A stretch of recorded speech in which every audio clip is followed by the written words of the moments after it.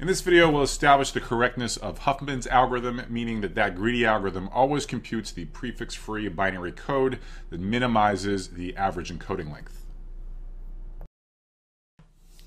Let me also remind you of our expression for the average encoding length in terms of a tree capital T.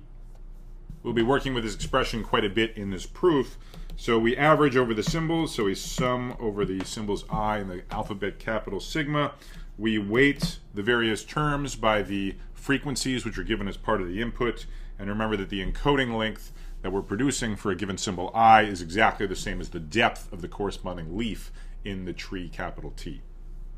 So I quite like the proof of Huffman's theorem. It's a cool proof, and it'll give us an opportunity to revisit the themes that we've been studying in proving the correctness of various greedy algorithms. At a high level, we're going to proceed by induction on the size n of the alphabet sigma. So there's a vague parallel you could draw with how we proved, say, Dijkstra's algorithm correct back in part 1, where by induction we show that each successive iteration of the algorithm is correct, assuming that the previous ones were. But in the inductive step, we're going to use an exchange argument. So to justify each of our mergers, we're going to argue that any optimal solution can be massaged into one that looks more like ours without making it any worse. And that's how we argue that each of our individual mergers is in fact a reasonable idea, a good idea.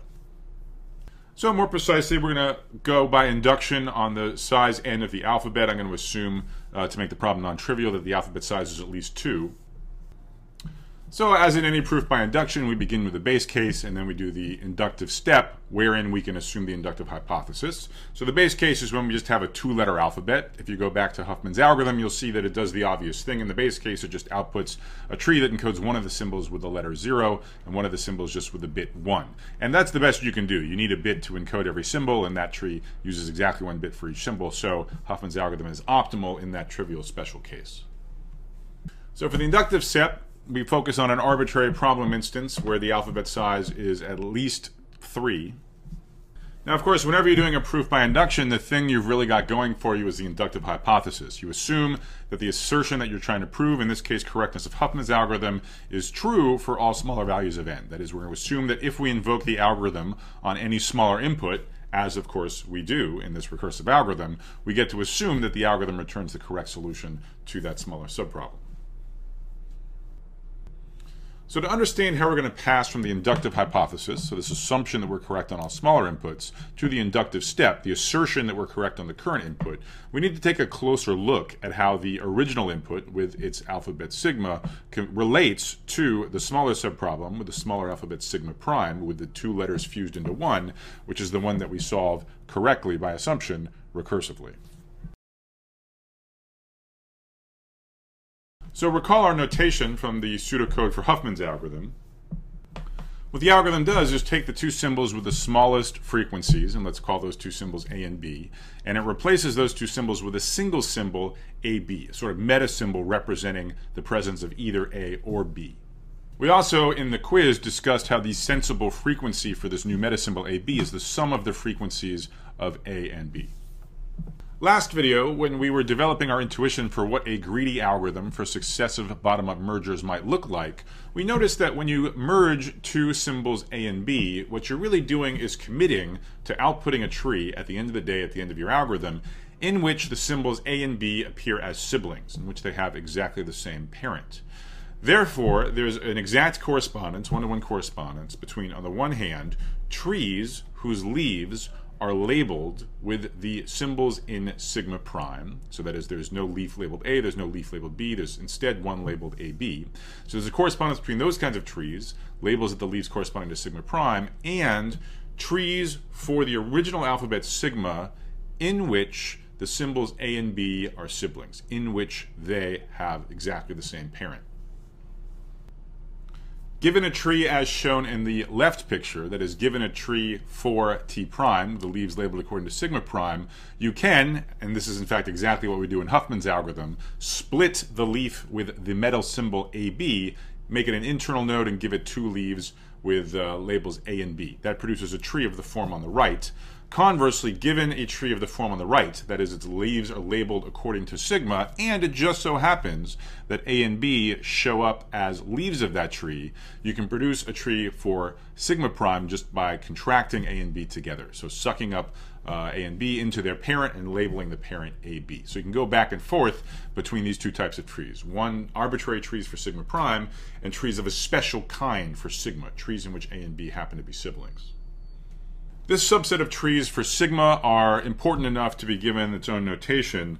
So let me denote by capital X sub AB the trees with leaves labeled according to sigma in which it just so happens that A and B appear as siblings. So that'll be some trees for sigma, but not all of them, only the ones in which A and B are siblings.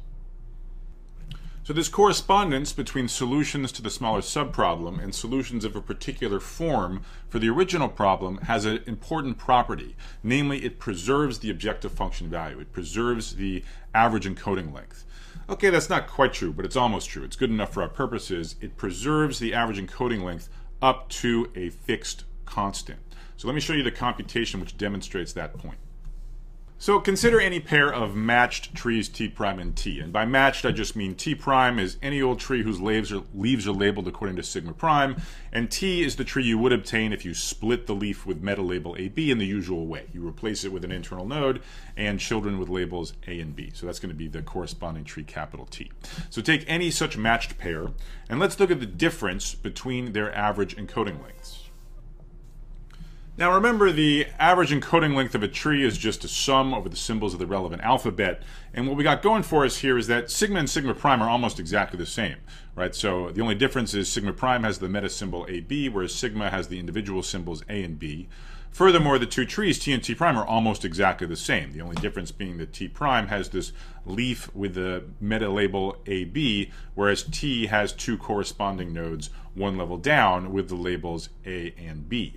So when we take the difference of these two sums, everything cancels out, except that the tree T contributes two summands, one for the leaf with label A, one for the leaf with label B, and the tree T prime contributes with a minus sign, one summand, that corresponding to the leaf with label AB.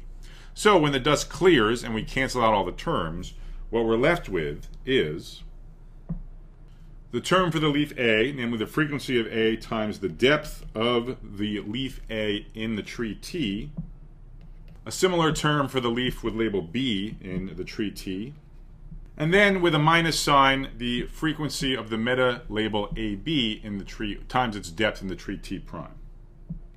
But we are certainly not done with our simplifications. There is a strong relationship between the frequencies that we're staring at and a strong relationship between these various depths.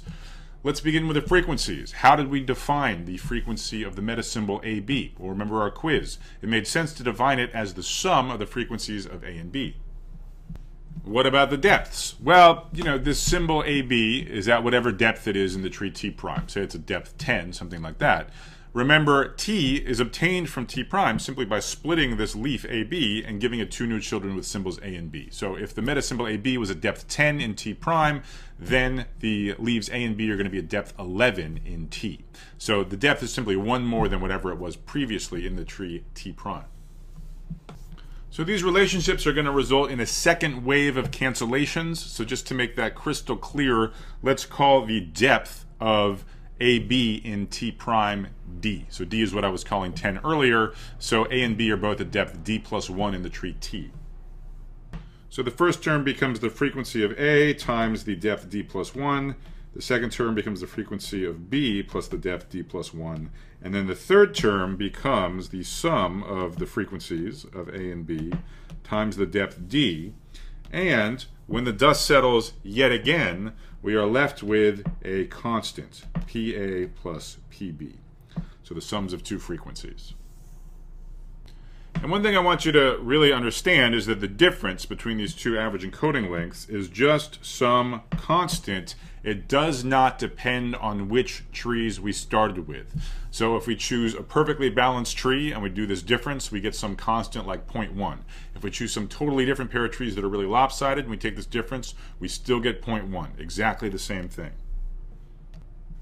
So this fulfills the promise I gave you earlier that not only do we have this natural correspondence between, on the one hand, trees labeled with sigma prime, and trees of a certain type labeled according to sigma, namely those in which A and B appear as siblings, but the correspondence preserves average encoding length. Okay, it doesn't quite preserve the average encoding length, but it preserves it up to a universal constant, and that's going to be good enough for our purposes, as we'll see in a sec.